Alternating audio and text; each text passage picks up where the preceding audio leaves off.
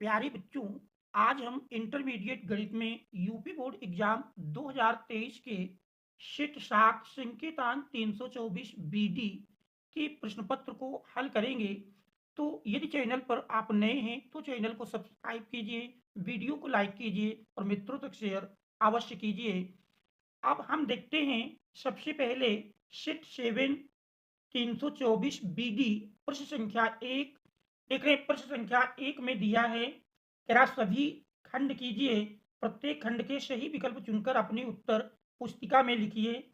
देख रहे हैं एक के काम में दिया है कि एक संबंध आर बराबर A B such that A equal to B minus one, जहां बी इज ग्रेटर देन 4 समुच्चय एन पर परिभाषित है, तो सही उत्तर होगा।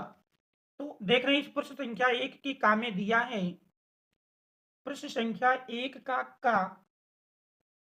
देख रहे हैं प्रश्न संख्या 1 के का को यदि देख रहे हैं 1 के का में एक संबंध आर बराबर दिया है, आर बराबर ए बी।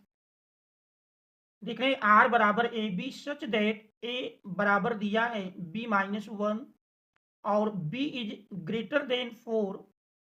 ये कह रहा समुच्चय एन पर परिभाषित है। अब इसमें हमको सही विकल्प देखना है। तो देख रहे हैं यहाँ पर जो क्रमित युग्म है, देख रहे हैं बाद का अवयव देख रहे हैं लिखा है 4 से बड़ा होगा और पहले का अवयव बाद के अवयव से एक कम होगा। इस कंडीशन में हम देख रहे हैं कहने का तात्पर्य है ए और बी के बीच का अंतर 1 का होगा और बी का मान ए से 1 अधिक होगा, साथ ही 4 से बड़ा होगा। तो देख रहे हैं यहाँ 2 4 के बीच आप देख रहे हैं 2 का अंतर है। सेकंड विकल्प में 4 5, तो देख रहे हैं बी अर्थात बाद का मान 4 से अधिक है और देख रहे हैं पहला मान बाद के मान से एक कम है। यहाँ पर हमारा ऑप्शन नंबर आप देख रहे हैं सेकंड सही है। इस प्रश्न का विकल्प second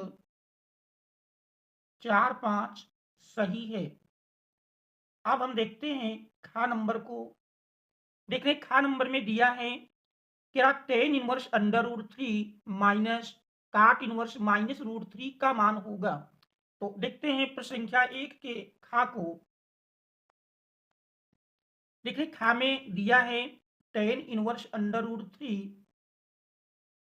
ten inverse under root three minus cot inverse minus under root three का कह रहा मान होगा।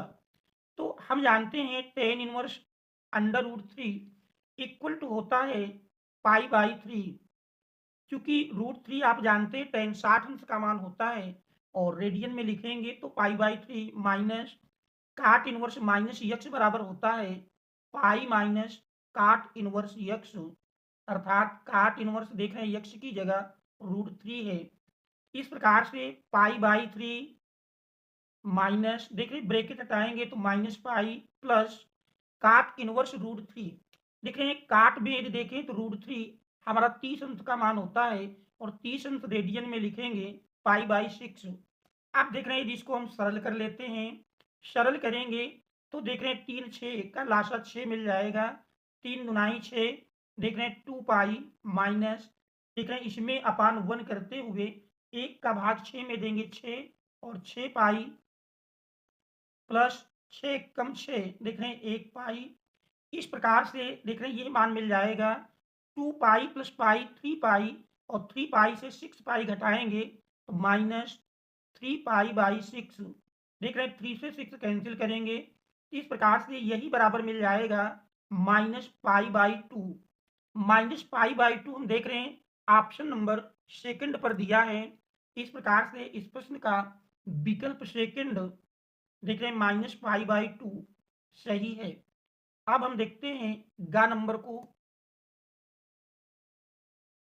देखिए गा नंबर में दिया है कि काश इनवर्स ई की पावर यक्स का अवकल गुणांक होगा। तो देख रहे हैं फलन दिया है काश इनवर्स ई की पावर यक्स, इसका अवकल गुणांक देखना है। इस फलन को यदि हम y के बराबर मान लें तो देख रहे हैं यक्स के सापेक्ष यदि इसका हम अवकलन करते हैं तो डी वाई अपान डी एक्स बराबर मिल जाएगा। देखिए काश इनवर्स का अवकल गुणांक जानते हैं minus one upon under root 1 minus X square, X की जगह आप देख रहे हैं ई की घात यक्स है, ई की घात यक्स का स्क्वायर इंटू ई की घात यक्स का अवकल गुणांक जानते हैं ई की घात यक्स होता है, तो देख रहे हैं यही बराबर मिल जाएगा माइनस, देख रहे हैं एक से ई की घात यक्स का गुणा होगा तो माइनस ई की घात x upon under root 1 minus, देख रहे हैं घात के ऊपर घात का जानते हैं गुणा हो जाता है ई की घात 2x, और यदि हम विकल्प में देखें तो देख रहे हैं फर्स्ट में लिखा है साइन इनवर्स ई की पावर एक्स, सेकंड है ई की power x upon under root 1 minus e की पावर 2x, देख रहे हैं जबकि यहाँ निगेटिव मिला है। इसके बाद थर्ड में देखते हैं तो माइनस ई की power x upon under root 1 minus, देख रहे हैं ई की पावर 2x, और चौथे में है माइनस ई की power x upon under root 1 minus e की पावर 2x, तो देख रहे हैं हमारा विकल्प नंबर 4 सही है।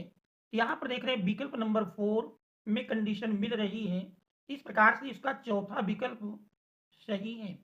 अब हम देखते हैं अगले प्रश्न को। देख रहे हैं हमारा जो अगला प्रश्न दिया है प्रश्न संख्या 1 का, देख रहे हैं घा नंबर 1 के घा में दिया हुआ है प्रश्न 1 का घा, क्या इंटीग्रेशन ई एक्स डी एक्स का मान होगा यक्स इंटू ई की पावर यक्स डी एक्स का मान होगा, तो देख रहे हैं यहाँ पर दो फलनों का गुणन है तो खंडशः समाकलन का यदि हम फार्मूला लगाएंगे एक्स पहला फलन ई की घात यक्स दूसरा फलन, तो देख रहे हैं इसके अनुसार इसका मान मिल जाएगा, देख रहे हैं इंटीग्रेशन मान लेंगे यदि आई बराबर तो आई बराबर यक्स इंटू ई की पावर यक्स, आप देख रहे हैं खंडशः समाकलन का यदि फार्मूला लगाएंगे पहला फलन इंटू दूसरे का समाकलन, ई की घात यक्स का समाकलन जानते हैं ई की घात यक्स होता है, फिर माइनस पहले का अवकल गुणांक, देख रहे हैं यक्स का अवकल गुणांक एक मिलेगा इंटू दूसरे का समाकलन dx, फिर देख रहे हैं इस पूरे का समाकलन होता है, तो आप देख रहे हैं ई की घात यक्स का समाकलन करेंगे तो यक्स इंटू ई की पावर यक्स माइनस ई की पावर यक्स प्लस कांस्टेंट सी जोड़ देंगे। ऐसी स्थिति में देख रहे हैं पहले दो पद से यदि हम ई की घात यक्स कॉमन कर लें तो यक्स माइनस 1 इंटू ई की पावर यक्स प्लस कांस्टेंट सी, तो देख रहे हैं इस रूप में यदि देखें एक्स माइनस 1 ई की पावर यक्स, ये हम देख रहे हैं ऑप्शन नंबर थर्ड पर दिया है, इस प्रकार से इस प्रश्न का विकल्प थर्ड सही है, विकल्प थर्ड सही है। आप देख रहे हैं एक के अंगा पार्ट में दिया है अवकल समीकरण 2x² d² y अपान dx स्क्वायर माइनस 3 dy अपान dx प्लस y बराबर 0 की क्या प्रकृति होगी, तो इस अवकल समीकरण की हमको प्रकृति निकालना है, तो देख रहे हैं प्रश्न संख्या 1 का अंगा भाग, देख रहे हैं एक के अंगा में अवकल समीकरण दिया है 2x² इंटू d² y अपान dx स्क्वायर माइनस 3 dy अपान dx प्लस y बराबर 0, इसकी प्रकृति पूछ रहा है। देखिए प्रकृति से तात्पर्य है इस अवकल समीकरण की हमको कोटि और घात के रूप में बताना है, तो देख रहे हैं इस अवकल समीकरण की यदि आप देखें तो देख रहे हैं उच्चतम अवकलज देख रहे हैं 2 है, इस अवकल समीकरण की कोटि 2 होगी, और 2 हम देख रहे हैं ऑप्शन नंबर थर्ड पर दिया है, तो इस प्रकार से क्योंकि कोटि आपने देखा उच्चतम अवकलज 2 है, कोटि 2 के बराबर मिलेगी, कोटि बराबर 2, इसलिए इसमें ऑप्शन नंबर हमारा थर्ड सही है, इस प्रश्न का विकल्प थर्ड सही है। अब हम देखते हैं प्रश्न संख्या 2 को।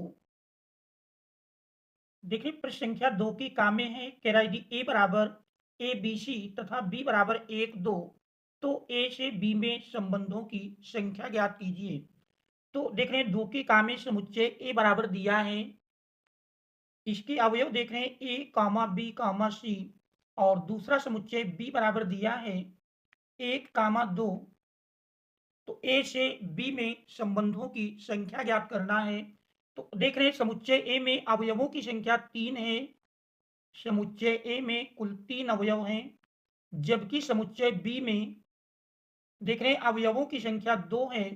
इसलिए ए से बी में संबंधों की संख्या, इसलिए ए से बी में संबंधों की संख्या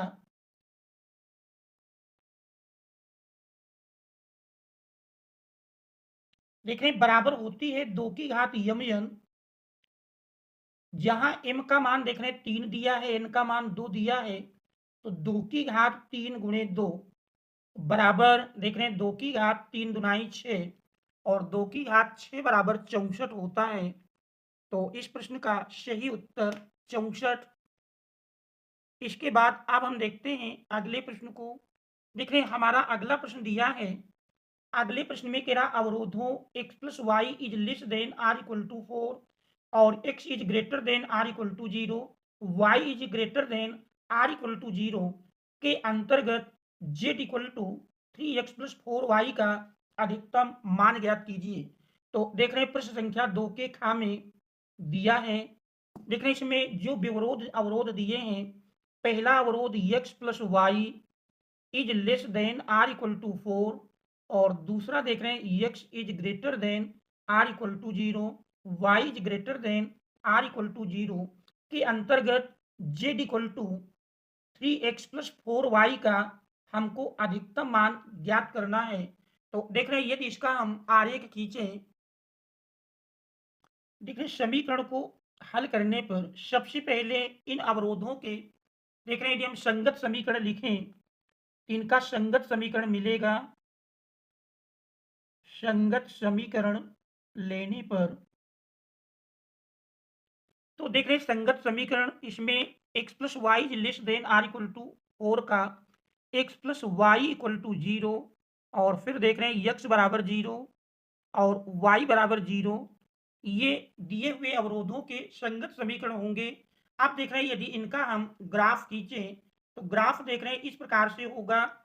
पहले हम देख रहे हैं अक्ष खींच लेते हैं। देख रहे सबसे पहले हम अक्षों को खींचेंगे तो अक्ष इस प्रकार से बन जाएंगे। देख रहे ये हमारा x अक्ष हो जाता है और इसके बाद फिर देख रहे वाई अक्ष,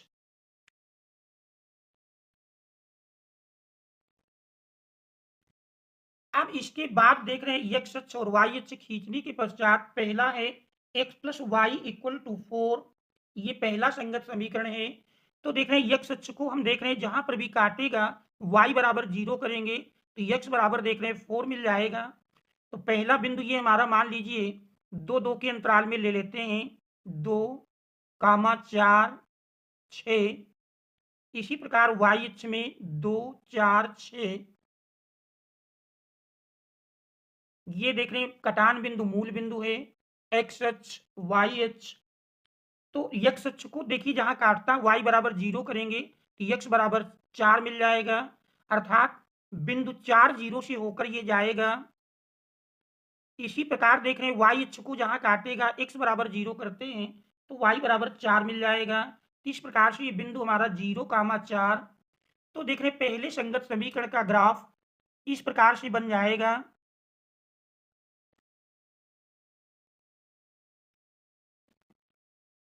तो देख रहे हैं ये ग्राफ हमारा x प्लस वाई बराबर 4 का है। इसके बाद देख रहे हैं x बराबर 0, ये y अक्ष का समीकरण होता है और y बराबर 0 x अक्ष का समीकरण। तो देख रहे हैं इन तीनों संगत समीकरणों के द्वारा एक ये घिरा हुआ क्षेत्रफल मिल जाता है।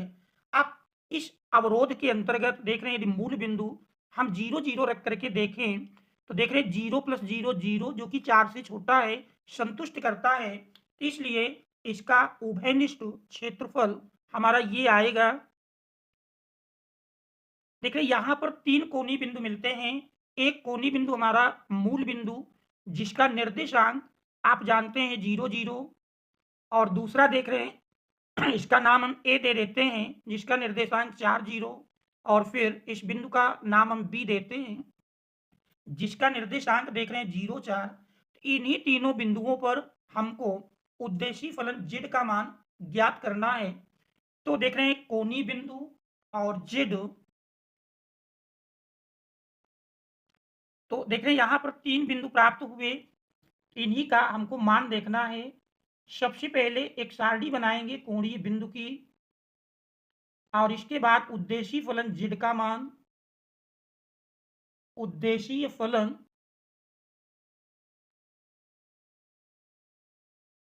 देखिए कोणीय बिंदु उद्देशीय फलन है z equal to 3x plus 4y। देख रहे हैं 3 कोणीय बिंदु मिले हैं, जिसमें पहला कोणीय बिंदु देख रहे हैं मूल बिंदु 0 0, जिसका नाम हमने ओ दिया है। दूसरा ए है, जिसका निर्देशांक देख रहे हैं 4, 0 और इसके बाद बी है, जिसका निर्देशांक 0, 4।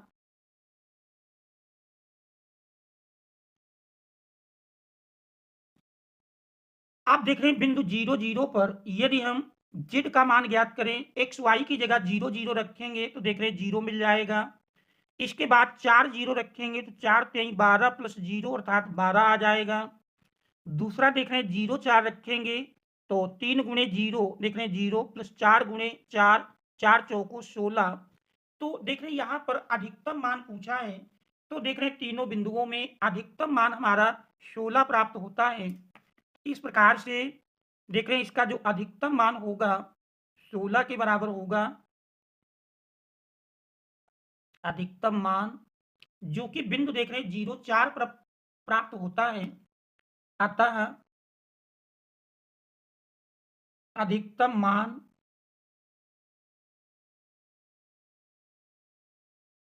बराबर 16 जो बिंदु 0 4 पर है। तो देख रहे हैं ये हमारे इस प्रश्न का आंसर हो जाएगा। पूछा था कि z का अधिकतम मान ज्ञात कीजिए, तो इसका अधिकतम मान 16 होगा। अब हम देखते हैं अगले प्रश्न को। देख रहे हैं हमारा अगला प्रश्न दिया है प्रश्न संख्या 2 का ग। देख रहे हैं 2 की गा में कह रहा है यदि सदिश 2i cap plus j cap plus k cap तथा i cap minus 4j cap plus lambda k cap परस्पर लंब हैं तो लेमडा का मान ज्ञात कीजिए। तो देखते हैं प्रश्न संख्या 2 के गा को। देख रहे प्रश्न संख्या 2 के गा में दिया है दो सदिश परस्पर लंब हैं, तो प्रश्न संख्या 2 का गा, 2 के गा में आप देख रहे हैं वेक्टर, पहले सदिश को मान लेते हैं वेक्टर ए बराबर देख रहे हैं 2i cap plus j cap plus k cap और दूसरा सदिश वेक्टर बी बराबर है i cap minus 4j cap plus lambda k cap. और देख रहे दोनों सदिश परस्पर लंब हैं, क्योंकि दोनों सदिश परस्पर लंब हैं, दोनों सदिश परस्पर लंब हैं और लंब होने का प्रतिबंध हम जानते हैं ए डॉट बी बराबर 0 होता है। देख रहे हैं ए और बी का मान रख देंगे। ए देख रहे हैं दिया है 2i cap plus j cap plus k cap dot i cap minus 4j cap plus lambda k cap equal to 0। आप देख रहे हैं डॉट प्रोडक्ट की क्रिया करेंगे। डॉट प्रोडक्ट में जानते हैं क्योंकि i डॉट i 1 होता है तो i का i के साथ, j का j के साथ, k का k के साथ गुणा कर देंगे। तो देख रहे हैं 2 और 1 का गुणनफल 2 प्लस 1 और माइनस 4 का गुणा करेंगे -4 प्लस 1 और लेमडा का गुणा होगा लेमडा बराबर 0। इस प्रकार से देख रहे हैं 2 - 4 -2 प्लस लेमडा बराबर 0। तो इस प्रकार से लेमडा बराबर देख रहे हैं 2 मिल जाएगा। तो यही हमारे इस प्रश्न का आंसर होगा, लेमडा बराबर 2। देख रहे हैं यही इस प्रश्न का आंसर हो जाएगा। अब इसके बाद हम देखते हैं प्रश्न संख्या 2 के घा को। देख रहे प्रश्न संख्या 2 के घा में दिया है कह रहा दिखाइए कि एफ एक्स बराबर एफ एक्स बराबर माड एक्स एक्स बराबर 0 पर सतत है। हमको एक्स बराबर 0 पर सतत सिद्ध करना है। देखें एफ एक्स बराबर मॉड एक्स को यदि लिखें तो हम इस प्रकार से लिख सकते हैं एफ एक्स बराबर, देखिए दो कंडीशन मॉड एक्स ये हमारा प्लस एक्स मिलेगा जब x is greater than or equal to zero होगा, और mod x equal to minus x होता है जब x is less than zero. आप देख रहे हैं हम एक्स बराबर जीरो पर जांच करेंगे कि दिया हुआ फलन एक संतत फलन है। तो सबसे पहले देख रहे हैं हम लेफ्ट हैंड लिमिट का मान निकालेंगे। Left hand limit equal to जानते हैं limit x tends to, limit x tends to चूंकि जीरो पर निकाल रहे हैं जीरो माइनस एफ एक्स, देख रहे हैं यही बराबर मिल जाएगा limit h tends to zero f zero minus h, अर्थात जीरो से छोटा। तो देख रहे हैं जीरो से छोटा के लिए हम इस दूसरे फलन का प्रयोग करेंगे, यही मिल जाएगा लिमिट, देख रहे हैं एच टेंडिंग्स टू जीरो। तो देख रहे हैं फलन है हमारा माइनस एक्स, एक्स की जगह जीरो माइनस एच रखेंगे। इस प्रकार से देख रहे हैं लिमिट अप्लाई कर देते हैं तो माइनस माइनस प्लस एच और एच की जगह जीरो रख रहे हैं, तो देख रहे हैं मान इसका जीरो के बराबर मिल जाता है। अब यदि हम राइट हैंड लिमिट का मान निकालें तो देख रहे हैं राइट हैंड लिमिट बराबर बनेगा, right hand limit equal to होता है limit x tends to zero plus f x equal to limit h tends to zero f zero plus h. देख रहे हैं अर्थात जीरो से बड़ा है तो जीरो से बड़े के लिए हम इस पहले फलन का प्रयोग करेंगे, limit h tends to zero, देख रहे हैं प्लस एक्स है तो एक्स के स्थान पर जीरो प्लस एच रख देंगे। आप देख रहे हैं यदि लिमिट अप्लाई करें एच की जगह जीरो रखेंगे तो इसका मान देख रहे हैं जीरो के बराबर मिल जाता है। अब हम फलन की वैल्यू निकालेंगे तो देख रहे हैं फलन की वैल्यू अर्थात x बराबर जीरो पर ज्ञात कर रहे हैं, एफ जीरो का मान निकालेंगे तो देख रहे हैं जीरो के लिए प्लस एक्स है तो प्लस जीरो, अर्थात देख रहे हैं ये बराबर भी जीरो प्राप्त हो जाता है। तो आपने देखा तीनों मान समान मिल रहे हैं क्योंकि left hand limit equal to right hand limit equal to फलन की वैल्यू, इसलिए इससे स्पष्ट हो जाता है कि दिया हुआ फलन x बराबर जीरो पर संतत है, इसलिए x बराबर जीरो पर फलन संतत है। देखिए यही इसमें हमको सिद्ध करना था, प्रूव्ड। अब हम देखेंगे प्रश्न संख्या 2 के अंगा भाग को। देखिए प्रश्न संख्या 2 के अंगा में दिया हुआ है, देख रहे हैं प्रश्न संख्या 2 का अंगा है कि यदि पी ए, देख रहे हैं पी ए बराबर 3/15 दिया है, देख रहे हैं पी ए बराबर दिया है 3/13, पी बी बराबर है 5/13 और पी ए इंटरसेक्शन बी बराबर दिया है 2/13। तो कह रहा पी बी अपान ए का मान ज्ञात कीजिए, हमको पी बी अपान ए ज्ञात करना है। तो हम जानते हैं P B upon A equal to होगा P A intersection B upon P A, देख रहे हैं इसी में हमको मान रख देना है। तो देख रहे हैं पी ए इंटरसेक्शन बी बराबर देख रहे हैं 2/13 है, तो 2/13 बटे पी ए का मान देख रहे हैं 3/13 है, तो 13 कैंसिल हो जाएगा। इस तरह से देख रहे हैं ये बराबर 2/3 पी बी अपान ए का मान देख रहे हैं 2/3 के बराबर होगा, तो यही हमारे इस प्रश्न का आंसर हो जाएगा। देख रहे आशा है कि ये प्रश्न आप अच्छी प्रकार से समझ रहे होंगे। फिर भी यदि कहीं किसी स्टेप में कोई समस्या है तो उसे आप कमेंट्स के माध्यम से अवश्य अवगत कराएंगे। और यदि चैनल पर आप नए हैं, अभी तक आपने चैनल को सब्सक्राइब नहीं किया है तो चैनल को सब्सक्राइब अवश्य कर लें। अब हम देखते हैं अगले प्रश्न को। देखिए हमारा अगला प्रश्न दिया है प्रश्न संख्या 3 का, फिर आप सभी खंड कीजिए जिसमें 3 के कामे दिख रहे हैं आप भी बराबर दिए हुए हैं, हमको एक्स वाई और जेड का मान ज्ञात करना है। तो देखते हैं प्रश्न संख्या 3 के का को। देख रहे हैं प्रश्न संख्या 3 के का में दिया है 3 के का में देख रहे हैं आप भी हुए x प्लस जेड, देख रहे हैं दूसरी पंक्ति y प्लस जेड और तीसरी पंक्ति है x plus y plus z और यही बराबर दिया हुआ है 5 7 9। तो कह रहा एक्स वाई जेड का मान ज्ञात कीजिए। देख रहे हैं यदि इसमें हम दोनों ओर से तुलना कर लें, दोनों ओर से तुलना करने पर, दोनों ओर से तुलना करने पर देख रहे हैं कि दोनों ओर से तुलना करेंगे, तुलना करने पर देख रहे हैं x प्लस जेड बराबर 5 के मिल जाएगा। ये हमारा पहला समीकरण बन जाता है। फिर देख रहे हैं y प्लस जेड बराबर 7, दूसरा समीकरण।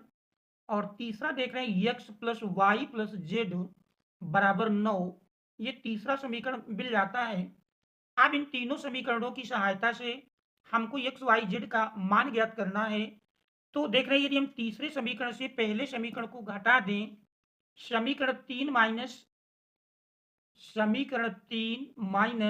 1, देख रहे हैं तीसरे से यदि पहले को घटाएंगे x plus y plus z से आप एक्स प्लस जेड को घटाएंगे तो देख रहे हैं एक्स जेड कैंसिल हो जाएगा तो वाई बराबर मिल जाएगा। तो देख रहे हैं एक बार घटा के लिखते हैं x plus y plus z से घटाएंगे तो घटाने पर देख रहे हैं दोनों के चिन्ह बदल जाएंगे, बराबर में मिल जाएगा 9 माइनस 5। इस तरह से आप देख रहे हैं x Z x plus minus cancel हो जाएगा, जेड प्लस माइनस कैंसिल हो जाएगा तो वाई बराबर मिल गया 9 माइनस 5 4। इसके बाद समीकरण 3 से अगर हम समीकरण 2 को घटा दें, देख रहे हैं समीकरण 3 माइनस समीकरण 2, समीकरण 3 माइनस 2, देख रहे 3 से 2 घटाएंगे तो x plus y plus z minus देखिए वाई माइनस जेड बराबर 9 माइनस 7। देख रहे हैं यहाँ से y प्लस माइनस में कैंसिल होगा, z प्लस माइनस में कैंसिल होगा। इस प्रकार से x बराबर मिल जाएगा, x बराबर 9 से 7 घटाएंगे 2, तो देख रहे हैं ये हमारा x का मान मिल जाता है, x बराबर 2 y बराबर 4। तो देख रहे हैं यदि हम x का मान समीकरण 1 में रख लें तो फिर हमारा z का मान मिल जाएगा समीकरण 1 से, देख रहे हैं समीकरण 1 से, एक में x प्लस जेड दिया है, x की जगह 2 रख देंगे तो 2 प्लस जेड बराबर 5। तो देख रहे हैं जेड बराबर 5 माइनस 2 और 5 से 2 घटाएंगे तो देख रहे हैं 3 के बराबर मिल जाएगा। इस प्रकार से x बराबर 2 और y बराबर देख रहे हैं 4, z बराबर 3, यही हमारा इस दिए हुए प्रश्न का आंसर होगा। देखिए ये हमारा इस दिए हुए प्रश्न का आंसर हो जाएगा। अब इसके बाद हम देखेंगे अगले प्रश्न को। देखिए हमारा अगला प्रश्न दिया है प्रश्न संख्या 3 का ख, कह रहा डी पान डी एक्स बराबर एक्स माइनस 1/2 प्लस वाई का व्यापक हल ज्ञात कीजिए। तो देखते हैं प्रश्न संख्या 3 के खा को। देखिए 3 के खा में अवकल समीकरण है डी पान डी एक्स, देखिए दिया है d upon d x equal to x minus 1/2 plus y. तो देख रहे हैं इसमें x और y का को यदि हम अलग अलग कर लें, y के पद एक तरफ और x के पद दूसरी तरफ, तो देख रहे हैं 2 प्लस वाई भाग में है, पक्षांतर करेंगे तो 2 प्लस वाई गुणा में मिल जाएगा 2 प्लस वाई डी वाई बराबर, इसी तरह से dx का रूपांतरण करेंगे, पक्षांतर करेंगे तो x माइनस 1 dx। आप देख रहे हैं यदि हम दोनों ओर का समाकलन कर लेते हैं तो दोनों ओर का समाकलन करने पर देख रहे हैं दो अचर है क्योंकि y के सापेक्ष कर रहे हैं तो 2y प्लस y का समाकलन जानते हैं वाई स्क्वायर अपान 2 घात में एक जोड़ेंगे वही बटे में मिल जाएगा बराबर, देख रहे हैं x का करेंगे तो एक्स स्क्वायर अपान 2 माइनस 1 का चूंकि x के सापेक्ष कर रहे हैं x मिल जाएगा प्लस कांस्टेंट सी जोड़ देंगे तो देख रहे हैं यही इस दिए हुए अवकल समीकरण का व्यापक हल होगा। देख रहे हैं यही दिए हुए अवकल समीकरण का व्यापक हल होगा, तो ये हमारा इस प्रश्न का आंसर हो जाएगा। इसके बाद हम देखते हैं अगले प्रश्न को। देख रहे हैं हमारा अगला प्रश्न दिया है प्रश्न संख्या 3 का ग। देख रहे हैं 3 के ग में दिया हुआ है, क्या सिद्ध कीजिए कि फलन if such that R to R plus में एफ एक्स बराबर ई की पावर एक्स द्वारा परिभाषित फलन एकैकी है। तो देख रहे हैं यहाँ पर दिया है if such that R to R plus में फलन एफ एक्स बराबर है, देख रहे हैं ई की पावर एक्स द्वारा कह रहा परिभाषित फलन एकैकी है। तो यहाँ पर देख रहे हैं एकैकी के लिए हम जानते हैं माना x1 x2 belongs to R। ऐसी स्थिति में देख रहे हैं यदि इन दो अवयवों का प्रतिबिंब हम समान कर लेते हैं f(x1) बराबर f(x2), तो देख रहे हैं fx के अनुसार e की पावर x है, ये मिल जाएगा e की power x1 equal to e की पावर x2। देख रहे हैं जब दोनों का आधार समान है तो घात भी समान होगी, तो देख रहे हैं x1 बराबर x2। तो देख रहे हैं जब हमने दोनों अवयवों का प्रतिबिंब समान लिया तो वे अवयव भी समान मिल जाते हैं। इससे स्पष्ट हो जाता है कि यह एकैकी फलन है, इसलिए यह एकैकी फलन है। देख रहे यही इसमें हमको सिद्ध करना था, तो ये हमारा इस प्रश्न का आंसर हो जाएगा। इसके बाद हम देखते हैं तीसरे का घ नंबर। देख रहे तीसरे के घ में दिया है, तीसरे का घ नंबर है कह रहा यदि x बराबर a काश स्क्वायर टी और y बराबर है b साइन स्क्वायर टी, तो कह रहा dy पान dx ज्ञात कीजिए। तो x के सापेक्ष हम दोनों का अवकलन कर लेंगे, बल्कि t के रूप में है, तो t के सापेक्ष अवकलन करने पर t के सापेक्ष अवकलन करने पर देखिए t के सापेक्ष यदि हम अवकलन करते हैं तो x का dx upon dt equal to a देख रहे हैं अचर है, सबसे पहले घात का करेंगे, घात पहले आएगी फिर घात से एक घटाएंगे, 2 काश 2 माइनस 1 1, तो देख रहे हैं 2 काश टी और काश टी का अवकल गुणांक जानते हैं माइनस साइन टी। इस प्रकार से देख रहे हैं मिल जाएगा माइनस 2a काश टी साइन टी। इसी प्रकार से हम y का भी t के सापेक्ष अवकलन कर लेंगे, तो देख रहे हैं ये मिल जाएगा dy अपान dt। देख रहे हैं dy अपान dt बराबर b अचर है, सबसे पहले घात का लगाएंगे, घात पहले आएगी फिर घात से एक घटाएंगे, तो देख रहे हैं 2 साइन टी। अब साइन टी का अवकल गुणांक जानते हैं काश टी होता है। आप देख रहे हैं दोनों की सहायता से हमको dy अपान dx का मान निकालना है, तो देख रहे हैं 2b sine T cos T. आप देख रहे हैं dy अपान dx बराबर मिलेगा dy अपान dx बराबर देख रहे हैं dy अपान dt बटे dx अपान dt, मान रख देते हैं। देखिए dy अपान dt का मान दिया है 2b sine t into cos t upon dx upon dt देख रहे हैं minus 2a cos t sine t. आप देख रहे हैं इसको सरल कर लेंगे, ऊपर नीचे से यदि आप देखें तो 2 कैंसिल हो जाएगा, काश टी की भी एक घात ऊपर नीचे से कैंसिल होगी, साइन टी की भी एक घात ऊपर नीचे से कैंसिल हो जाती है। इस प्रकार से dy अपान dx बराबर मिल जाएगा माइनस b अपान a। तो देख रहे हैं यही हमको ज्ञात करना था, dy अपान dx बराबर माइनस b अपान a। तो ये हमारा इस प्रश्न 3 के घ का आंसर हो जाएगा। अब हम देखेंगे अगले प्रश्न को। देख रहे हैं हमारा चौथा प्रश्न दिया हुआ है। देखिए प्रश्न नंबर 4 में दिया है कि सभी खंड कीजिए जिसमें का में स्टार अंकित है। स्पर्श रेखा का समीकरण, चूंकि स्पर्श रेखा और अभिलंब ये पूरा अध्याय ही वर्तमान में पाठ्यक्रम से हटा दिया गया है, हम सीधे देखते हैं प्रश्न संख्या 4 के खा को। 4 के खा में देखने दिया है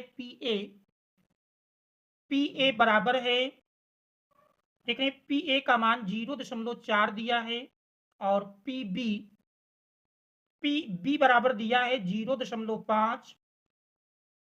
कह तथा ए और बी स्वतंत्र घटनाएं हैं। तो फर्स्ट पार्ट में हमको पी ए यूनियन बी निकालना है और सेकंड पार्ट में पी ए इंटरसेक्शन बी। तो ये हमको दो उत्तर देने हैं। चूंकि दिया है ए और बी स्वतंत्र घटनाएं हैं, ठीक है, प्रश्न को हल करते हैं। चूंकि ए और बी स्वतंत्र घटनाएं हैं, ए और बी स्वतंत्र घटनाएं हैं,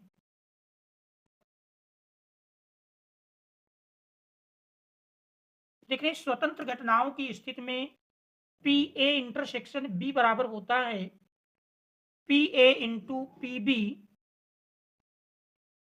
देख रहे हैं मान रख देंगे, पी ए का मान है 0.4 इंटू पी बी 0.5। देख रहे हैं दोनों का आपस में गुणा कर लेंगे। तो गुणा करने पर देख रहे हैं 5 चौको 20, 2 अंक पर दशमलव लगाएंगे तो देख रहे हैं यही मिल जाएगा 0.20। ये हमारा पी ए इंटरसेक्शन बी का मान होगा, जो कि आप देख रहे हैं सेकंड पार्ट में पूछा गया है। ये सेकंड पार्ट का आंसर हो जाएगा। इसके बाद हम फर्स्ट पार्ट में पी ए यूनियन बी का मान ज्ञात करेंगे। तो देख रहे हैं पी ए यूनियन बी, ये हमारा सेकंड पार्ट का आंसर होगा।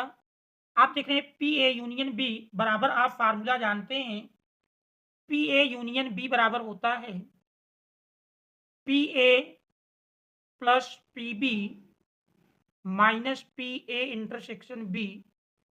ठीक है, इस फार्मूले में मान रख देंगे, पी ए का मान दिया है 0.4 प्लस पी बी 0.5 माइनस देख रहे हैं पी ए इंटरसेक्शन बी 0.2 मिला है। सरल कर लेते हैं, देख रहे हैं प्लस में संख्याएं जुड़ जाएंगी तो 0.549 माइनस 0.2। देख रहे हैं 0.9 से 0.2 घटाया गया, 9 से 2 घटाएंगे, देख रहे हैं 0.7 मिल जाएगा।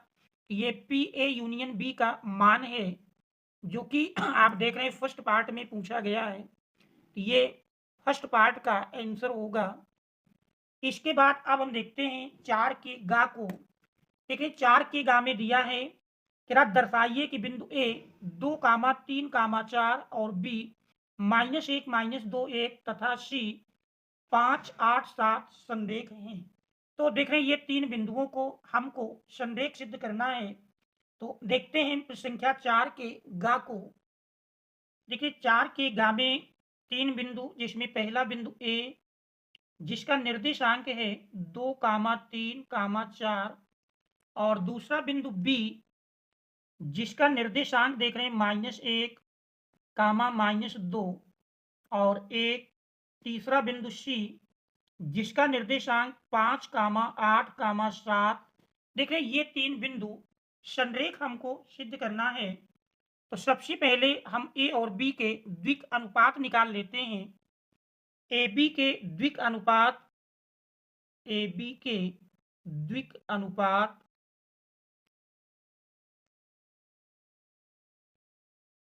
देख रहे हैं द्विक अनुपात के लिए फार्मूला जानते हैं, x2 माइनस x1 कामा y2 minus y1 z2 minus z1। देखिए इसमें यदि मान रख देंगे, पहला बिंदु मान लेते हैं x1 y1 z1, दूसरा x2 y2 z2। तो देख रहे हैं x2 से हम x1 को घटाएंगे, -1 -2 कामा -2 -3 कामा 1 -4। देखिए सरल कर लेंगे, -3 कामा -5 1 -4 -3। तो देख रहे ये ए बी के द्विक अनुपात मिल जाते हैं। इसी प्रकार से बी सी के द्विक अनुपात ज्ञात करेंगे।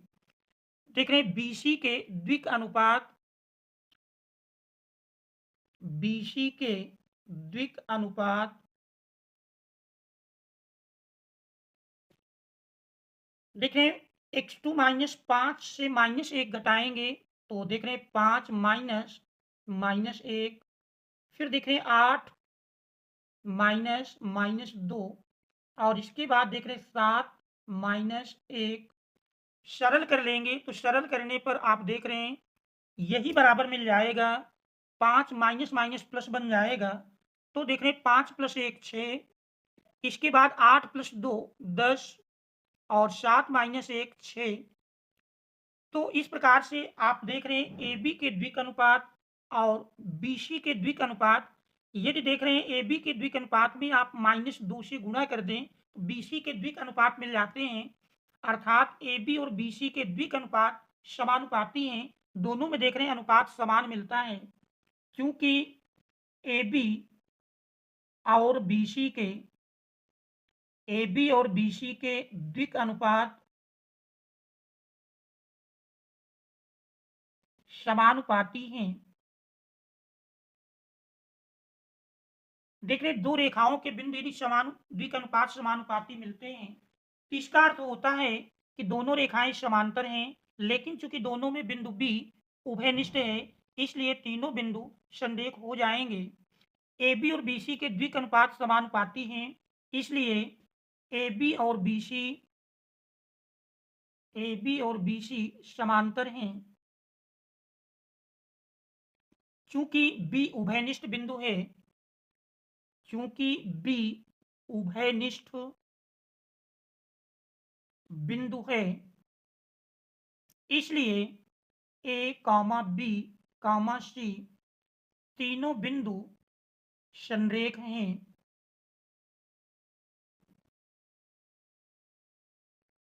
देखिए यही इसमें हमको सिद्ध करना था, प्रूव्ड।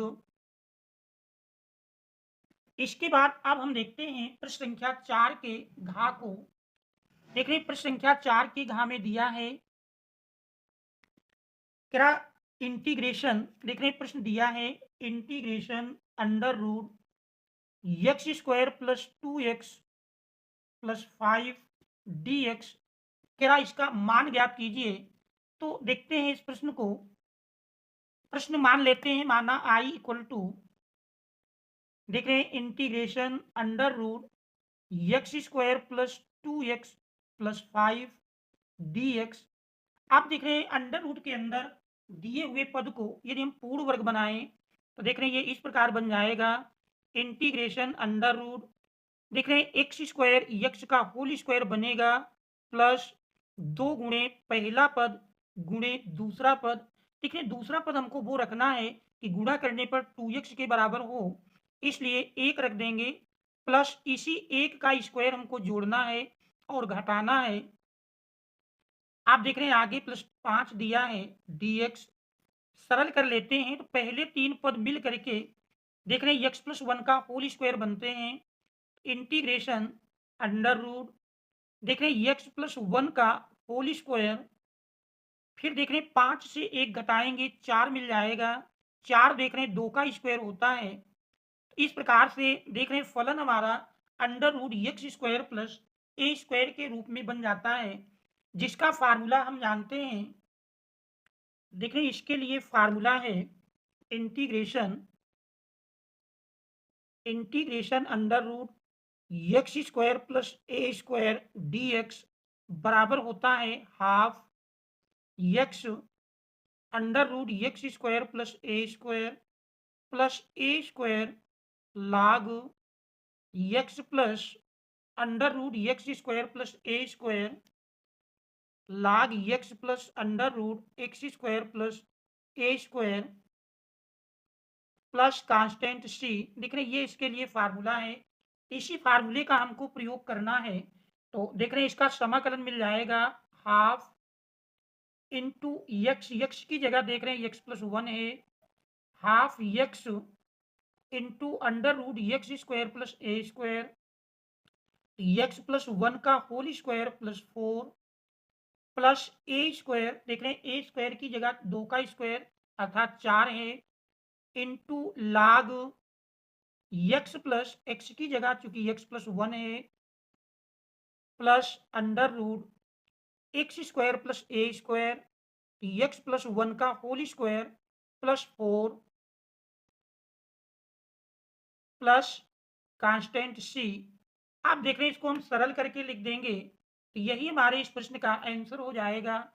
देख रहे हैं यदि इसको हम सरल करते हैं तो आई बराबर 1/2 into x plus 1 under root. देख रहे हैं इसको सरल करेंगे क्योंकि ये इसी को तोड़ा गया है तो इसके स्थान पर लिख सकते हैं x square plus 2x plus 5 plus देख रहे हैं 4 into log x plus 1 plus under root x square plus 2x plus 5 देख रहे हैं प्लस कांस्टेंट सी। यही हमारे इस प्रश्न का आंसर हो जाएगा, यही हमारे इस प्रश्न का आंसर होगा। आशा है कि ये प्रश्न आप अच्छी प्रकार से समझ गए होंगे। तो यदि आप चैनल पर नए हैं तो चैनल को सब्सक्राइब अवश्य कर लें और वीडियो को लाइक कीजिए, मित्रों तक शेयर भी अवश्य कीजिए ताकि आगे आने वाले महत्वपूर्ण सेटों का हल आपको तुरंत नोटिफिकेशन के माध्यम से प्राप्त हो सके। और आप देख रहे हैं इसके बाद शेष प्रश्नों को हम अगले सेशन में लेकर आएंगे। Thanks all of you for watching.